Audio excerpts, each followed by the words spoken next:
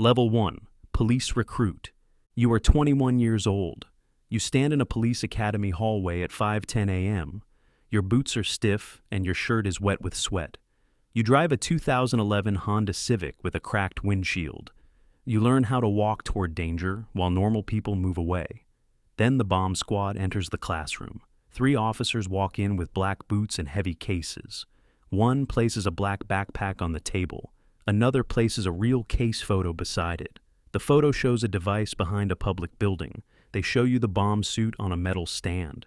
It weighs about 85 pounds. He never says it makes you safe. The reward is your first glimpse of status. This unit gets called when a school or courthouse stops breathing. The cost starts before you ever apply.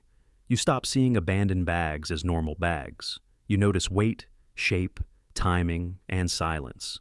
You search how to become a bomb technician. It looks like a career path. It is really a door that never fully closes. Level 2. Patrol Officer. You are 23 years old. The badge is real now. You answer domestic calls, bar fights, alarms, theft reports, and crashes. Most nights are cold rain, paperwork, and anger.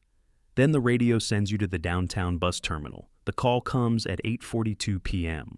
A black duffel bag sits beside a trash can at Base 6. Nobody claims it, and nobody stands near it. Your stomach tightens, but your hands stay away. You move people back and stretch yellow tape across the doors. The bomb squad arrives in a white response truck. Technicians unload heavy cases and a tracked robot. You watch from behind a concrete pillar. The reward is proximity to rare work. The senior technician says your perimeter was good. That sentence feels like a medal. The cost is humiliation because you see how little you know. Courage without training can become noise. At 10:09 p.m., the bag is cleared. Inside are gym clothes, a wet towel, and body spray. Everyone laughs from relief. Your hands still shake during the report. For 90 minutes, that towel could have been anything. Level 3, Bomb Squad Applicant. You are 26 years old. You have 3 years on patrol and almost 2,000 calls behind you. You have been spit on twice and punched once. Your fridge holds eggs, black coffee, and leftover chicken. You apply for the bomb squad because patience has become your strongest skill. You wonder if calm means numb. The interview happens in a small room with a scratched table. 3 certified bomb technicians sit across from you. They ask if you can follow procedure while everyone else shouts. They ask what responsibility costs. You say it costs sleep, family time, certainty, and carelessness. 2 weeks later, you are accepted as a bomb squad applicant. You are not a bomb technician yet. Your first training night is in a warehouse behind the fleet garage. You are taught distance, time, cover, scene control, documentation, and discipline. The reward is entry into the room you wanted. The cost is exposure. Every mistake is visible, and every question shows what you lack. At home, your girlfriend asks why you are quiet. You say you are tired because that answer is easier. Inside your head, a training device still sits on a folding table. Slow decisions keep people alive. Level 4, Bomb Technician Candidate. You are 28 years old. The department sends you to bomb technician school. The email arrives at 7:18 a.m. You read the training slot 4 times in your patrol car. You fly to Alabama with 1 suitcase and a nervous stomach. You pack black polos, tactical pants, 1 notebook, and a family photo. At school, city officers sit beside deputies, state troopers, and airport police. Everyone looks experienced, but nobody in your class is certified yet. You learn the job is not about being fearless. The job is about moving slower than fear. On day 9, you fail a practical scenario. The mistake is small, but the consequence would not be small. You miss 1 detail that should have changed your decision. You call home, and your son says your name in a sleepy voice. The reward is transformation into a rare specialist. Your department is spending thousands to make you useful in a dangerous way. The cost is pressure that follows you into sleep. Every correction feels like a future funeral being prevented. By the final week, your hands are steadier. You scan doorways, vehicles, trash cans, vents, and empty corners. Graduation is quiet. You receive a certificate, a handshake, and a new patch. You are now a public safety bomb technician. The title feels permanent. Level 5, Public Safety Bomb Technician. You are 29 years old. The pager now owns part of your life. Your wife says you finally look proud. That pride lasts 1 week. Then the pager screams at 2:26 a.m. The call is a suspicious package at an elementary school. You dress in the dark while your wife watches. She only says to text when you can. Both of you know that can is not a promise. The school parking lot glows blue with police lights. A white cardboard box sits near the front doors. The night custodian found it after midnight and backed away. Now everyone wants your answer. You do not have an answer yet. You have process. You set the perimeter and request more distance. People hate distance because it closes roads and costs money. The robot rolls across the asphalt toward the box. You watch the grainy screen inside the truck. The world becomes cardboard, shadow, seam, tape, and silence. The reward is authority. Your words move officers, close streets, and delay a school day. The cost is ownership, because everyone waits for your decision. At 4:08 a.m., the box is cleared. Inside are green beans, corn, and one dented can of peaches. You drive home at sunrise. Your son asks if you helped people, and you tell him yes. He asks if the bad thing was real, and you tell him no. Then you stand in the shower too long. Your hands still feel trapped at the scene. Level 6, Hazardous Materials Technician. You are 32 years old. You become a hazardous materials technician. Danger rarely stays in one category. Explosives can come with chemicals, batteries, powders, smoke, and fumes. You train with firefighters now.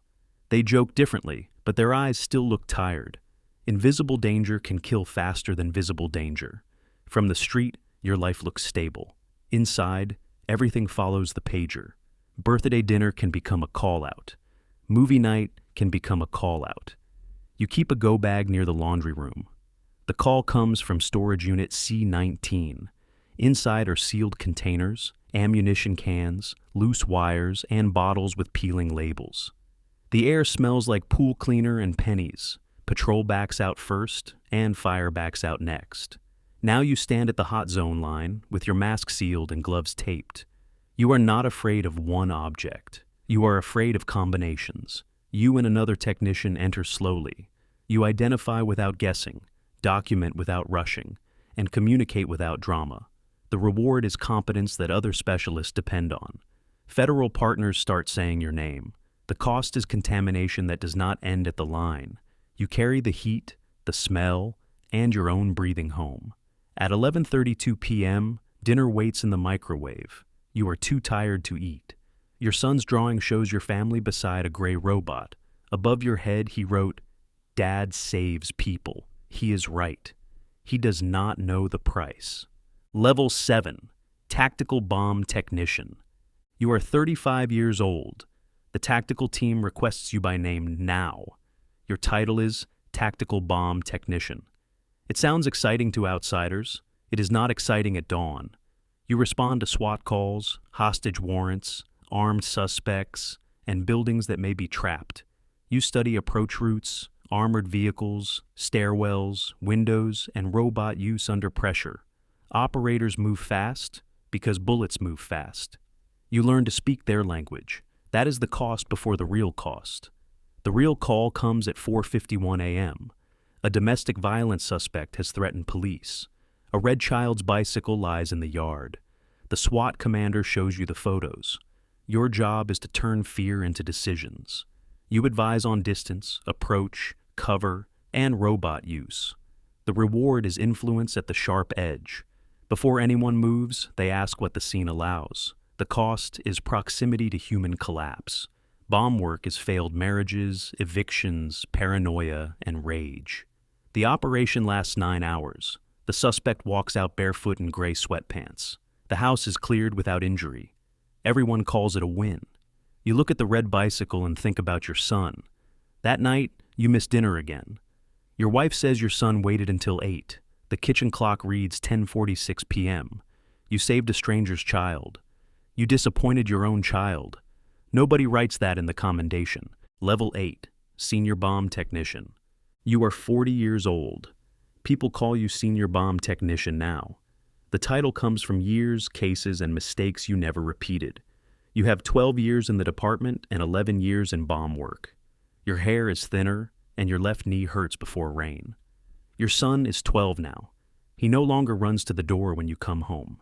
He nods with headphones on and keeps playing his game. You still respond to calls, but you also teach. New technicians move too fast because they want to prove they are calm.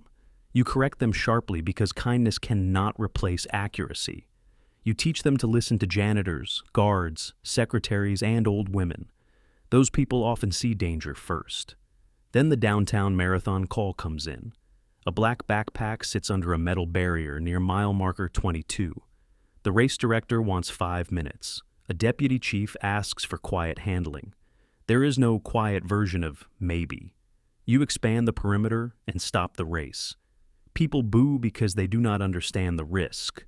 Your junior technician breathes too fast beside you. You tap the table twice, and he slows down. The reward is mastery. You can calm a room without raising your voice. The cost is isolation because few people understand what calm costs.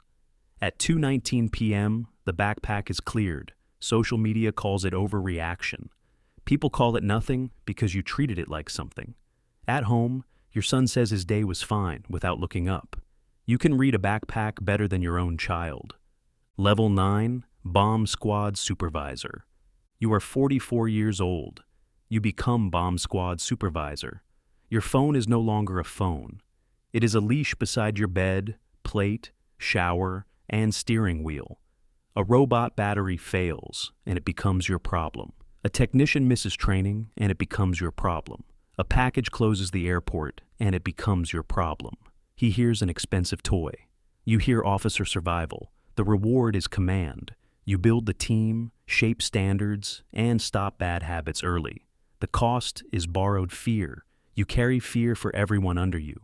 Then, a young technician makes a training mistake. The device is not real, but the habit is real. You stop the exercise immediately. The young technician looks embarrassed, angry, then ashamed. You tell him he has to go home alive. Then the courthouse call comes. A threat arrived by email, and a package sits near the employee entrance. Jury selection is underway with 200 civilians inside. The sheriff wants answers, the judge wants movement, and the mayor wants updates. You assign roles, request evacuation, coordinate fire, stage EMS, and notify federal partners. Your voice stays flat because everyone else borrows calm from it. The same young technician runs the robot. His hands are steady, and his movements are clean. The package is handled without injury. Later, he says he understands now. No metal feels better. The cost waits at home. Your wife sits at the kitchen island with a glass of water. She has been looking at houses near her sister, 3 hours away. You understand it is exhaustion. She cannot stay married to a ringtone. Duty sounds true, and service sounds true. None of it fills the empty chair at dinner.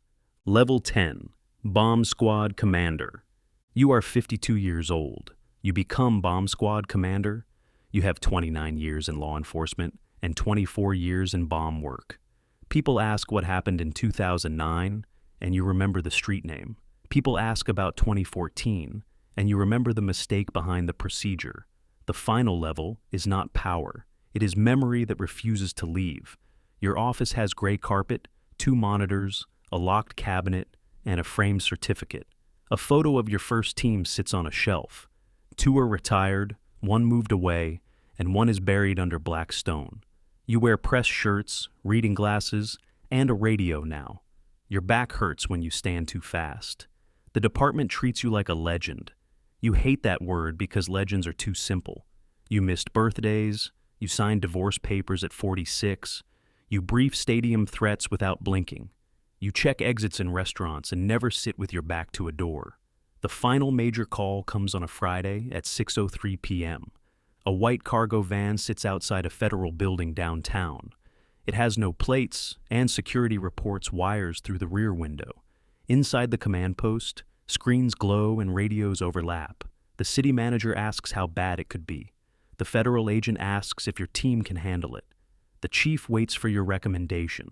Recognition feels worse than fear.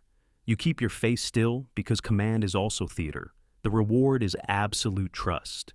Your voice can empty buildings, stop traffic, summon federal assets, and freeze a city. The cost is isolation at the top.